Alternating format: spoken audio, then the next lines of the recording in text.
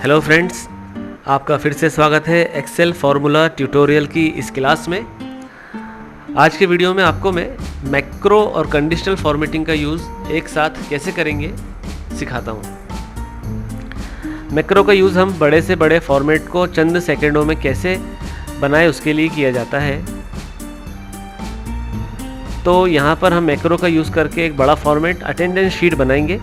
तो इसके लिए व्यू पर जाइए, मैक्रो पर क्लिक करिए, रिकॉर्ड मैक्रो पर क्लिक करके यहाँ से आप मैक्रो का नाम दे दीजिए जो आप चाहें। इसके बाद शॉर्टकट की भी डिफ़ाइन कर सकते हैं, फ़िलहाल मैं यहाँ नहीं कर रहा हूँ और आप इसको कर दीजिए ओके। सबसे पहले हमें हेडिंग बनानी होती है अपने फॉर्मेट में। तो यहाँ पर मैंने हेडिंग बनाई है अटेंडेंस शीट करके।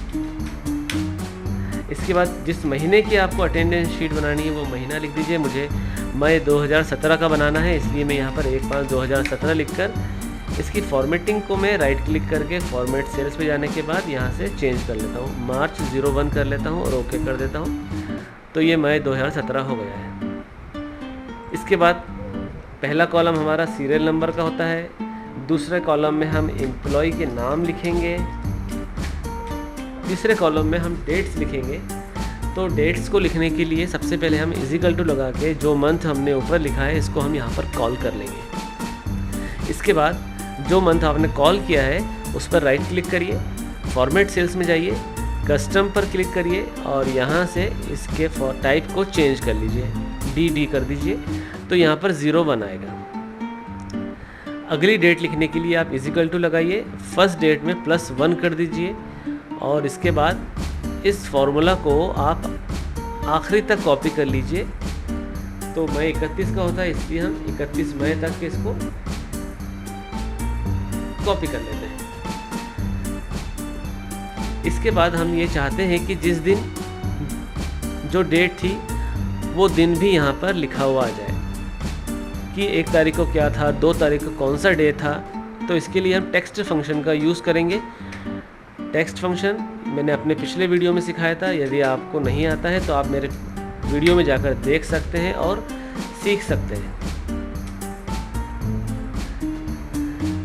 इसके बाद आप पूरी शीट को सिलेक्ट करिए और किसी एक कॉलम पर रख के डबल क्लिक करिए। इससे क्या होगा कि जो भी एक्स्ट्रा स्पेसेस थे वो सब हट जाएंगे और ये कंप्रेस हो जाएगा, जिससे हम एक ही पेज पर प्रिंट निकाल सकते हैं।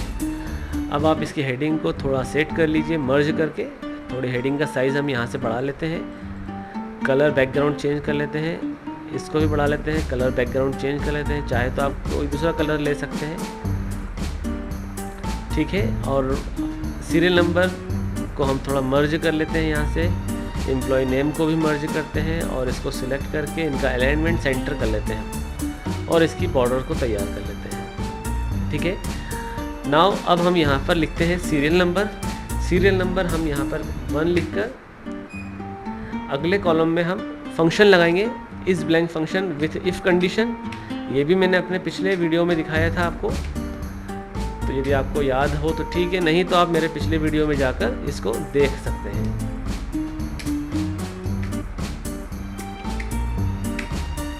और जो फंक्शन आपने लगाया इसको आप यहाँ से ड्रैग करके नीचे तक के रख लीजिए। अब आप यहाँ से नाम लिखना स्टार्ट करिए। तो जो फंक्शन हमने लगाया था उससे क्या होगा कि ऑटोमेटिक सीरियल नंबर आना स्टार्ट हो जाएंगे। देखिए यहाँ पर आ रहे हैं।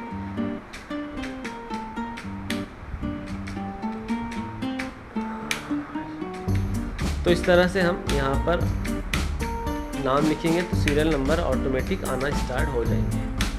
अब हम यहाँ पर टाइम वेस्ट नहीं करते हैं, नाम लिखकर हम इसी नाम को कॉपी कर लेते हैं और नीचे तक पेस्ट कर लेते हैं, ठीक है। कम से कम 20 एक नाम होने चाहिए। ये आपके टोटल 28 हो गए होंगे, 24 हुए हैं। चलिए अब हम नेक्स्ट करते हैं कि हम चाहते हैं कि जहाँ भी सैटरडे लिखा हो और संडे लिखा हो उसके नीचे हाईलाइट हो जाए सेल, जिससे हम जब भी प्रेजेंट और एब्सेंट लगाए तो ऑटोमेटिक हम वहाँ पर उसको स्किप करें, क्योंकि हमें वहाँ पर वो इंडिकेट करेगा हाईलाइट से कि यहाँ पर सैटरडे और संडे है। इसके लिए हम मंडे के नीचे अपने कर्सर को रखेंगे, कंडीशनल फॉर्मेटिंग में जाएंगे, न्यूज़ रूल पर जाएंगे और सबसे आखिरी कॉलम ऑप्शन को सिलेक्ट करेंगे और यहाँ फार्मूला बार में हम लगाएंगे इजिकल टू और ब्रैकेट स्टार्ट यदि यहाँ पर इक्वल टू सैटरडे हो, SAT,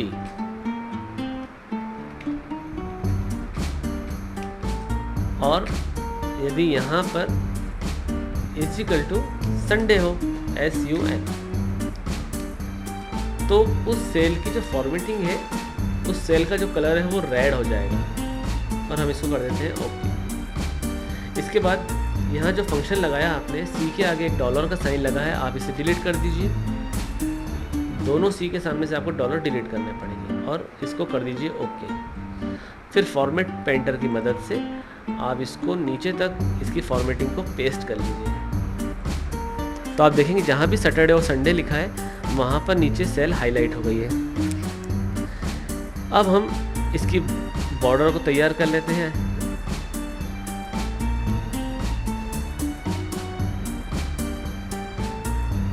और सिलेक्शन में गड़बड़ी आ रही है, मेरा माउस थोड़ा गड़बड़ कर रहा है।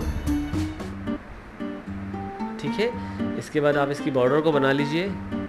मोर बॉर्डर्स ये ले लेते हैं हम यहाँ से, या इसको ले लेते हैं। इसके कलर को हम ये करते हैं और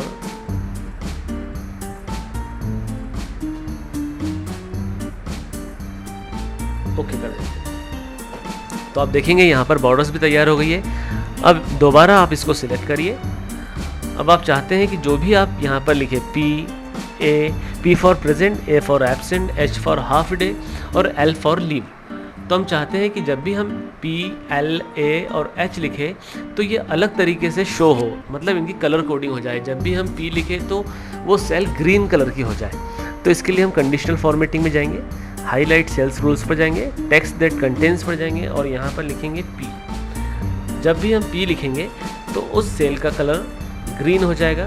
इसको कर देते हैं ओके और इसको भी करते हैं ओके। अगेन कंडीशनल फॉर्मेटिंग में जाते हैं, हाईलाइट सेल्स रूल्स पर जाते हैं, टेक्स्ट दैट कंटेन्स पर जाते हैं। जब हम A लिखेंगे तो उस सेल का कलर डार्क ब्लू हो जाएगा और इसको करके ओके, इसको भी ओके करते हैं। अगेन हम जाएंगे हाईलाइट सेल्स रूल्स पर, टेक्स्ट दैट कंटेन्स में। अब हम लिखते हैं H हाफ डे। तो हाफ डे जब होगा तो इसका कस्टम कलर हम देते हैं फिल इफेक्ट्स के थ्रू कि वो ग्रीन होगा और ब्लू हो जाएगा, और इसको करके ओके, हम इसको भी करते हैं ओके। अब लास्ट हमारा लीव बचा है, तो लीव के लिए हम लिखेंगे L और लीव L होगा, इसका मतलब उसकी बॉर्डर रेड कलर की हो जाएगी या फिल हो जाएगा।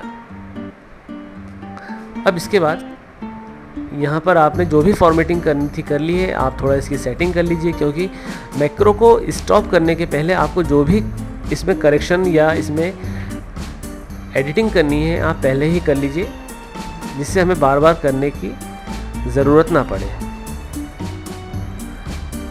एक बार आप देख लीजिए हमारे फॉर्मेट में कोई गलती तो नहीं है। अब इसके बाद आप यहाँ पर वापस व्यू टैब में जाइए, मैक्रो पर जाइए और स्टॉप रिकॉर्डिंग कर लीजिए। ये हमने मई 2017 की अटेंडेंस शीट तैयार की है। अब हम चाहते हैं कि जून की बनाना है, तो आप एक नई शीट लीजिए, मैक्रो पर जाइए, व्यू पर क्लिक करिए। आपने जो मैक्रो बनाया था उसकी लिस्ट यहाँ पर आ गई है, इसको सिलेक्ट करिए और रन कर दीजिए। तो आप देखेंगे यहाँ पर ऑटोमेटिक हमारी अटेंडेंस शीट तैयार हो गई है। अब हमें इसको जून की करना है, तो आप यहाँ मई पर डबल क्लिक करिए और यहाँ पर जून कर दीजिए। जैसे ही आप यहाँ जून करते हैं तो ये जो सैटरडे और संडे के हाईलाइट बार हैं ये ऑटोमेटिक शिफ्ट हो जाएंगे जून के संडे और सैटरडे के हिसाब से। आप देखिए यहाँ पर हो गए। यदि आपको जुलाई का करना है तो आप जुलाई यहाँ पर 7 कर दीजिए और एंटर कर दीजिए। तो ये जुलाई के संडे मंडे के हिसाब, सैटरडे और संडे के हिसाब से ये शिफ्ट हो गए हैं। तो दोस्तों ये था मेरा आज का वीडियो। यदि आपको ये मेरा वीडियो पसंद आया है तो आप इसे लाइक करिए और मेरे बाकी सभी वीडियोज़ को देखने के लिए मेरे चैनल को सब्सक्राइब ज़रूर करिए।